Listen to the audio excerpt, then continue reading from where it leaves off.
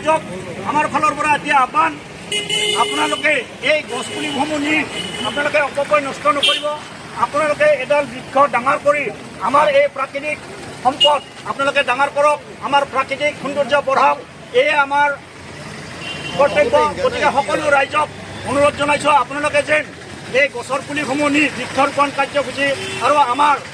মৰমৰ অতিকৈ মৰমৰ চেনেহৰ আমাৰ জুবিন গাৰ্গৰ স্মৃতিত এডাল গছপুলি ৰোপণ কৰি আপোনালোকে স্মৃতি হিচাপে তেখেতৰ নামত ৰাখি দিব বুলি আশা ৰাখিলোঁ গতিকে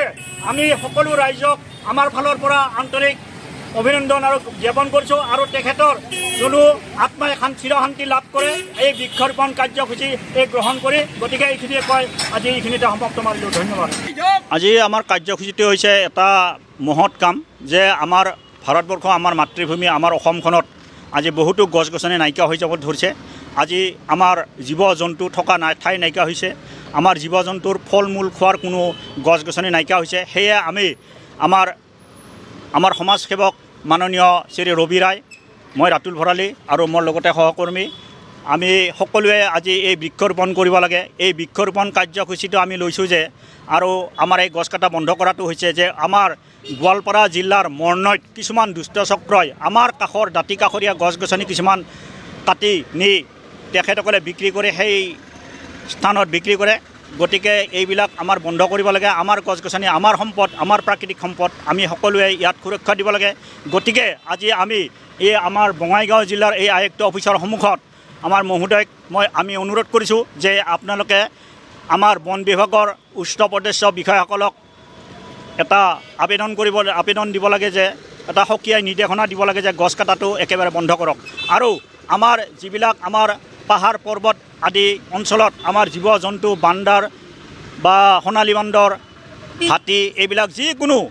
বস্তু আজি ইয়াত থকা হৈছে গতিকে সেইবিলাকৰ খাদ্যৰ অভাৱ হৈছে গতিকে আমি খাদ্যৰ অভাৱৰ কাৰণে আমি এই গছ গছনি আদি ৰুব লাগে ফল ফাকৰৰ গছ ৰুব লাগে গতিকে এইখিনি আমি আমাৰ বন বিভাগক আমি নিৰ্দেশনা জাৰি কৰিবলৈ আমি অনুৰোধ কৰিছোঁ গতিকে আৰু সদায় ৰাইজক আমাৰ অসমৰ স্মৃতি ৰক্ষাৰ অৰ্থে গছপুলি ৰোপণ কৰিবলৈ ইয়াৰ ফালৰ পৰা আমি এই গোটেই অসমবাসীক আমি ইয়াৰে পৰা আমি অনুৰোধ জনাইছোঁ ধন্যবাদ। আজি আমাৰ অসমৰ সম্পদ হেৰাই গৈছে গতিকে সেই সম্পদ আমি ঘূৰাবলৈ আমি গছৰ পুলি ৰোপণ কৰিবই লাগিব আমি গছৰ পুলি ৰোপণ কৰিবই লাগিব আমাৰ প্ৰাকৃতিক ধ্বংস নকৰিব গছ কটা বন্ধ কৰক গছ কটা বন্ধ কৰক বন বিভাগে ইয়াৰ সুৰক্ষা লওক মই ক'ব খোজোঁ যে এই আমাৰ বনোৱা প্ৰাণী খাদ্যৰ অভাৱত কিমান মানুহৰ অনিষ্ট কৰি আছে হাতীয়ে মানুহ মাৰি আছে মানুহে হাতীক মাৰি আছে বা যিকোনো জীৱ জন্তুৰ মাৰি আছে তাৰ কাৰণে খাদ্যৰ ব্যৱস্থা কৰক কিছুবিলাক খাদ্যৰ গাছ ৰোপণ কৰক সেইখিনি কৈ মই মোৰ উদ্দেশ্য হেৰি কৰোঁ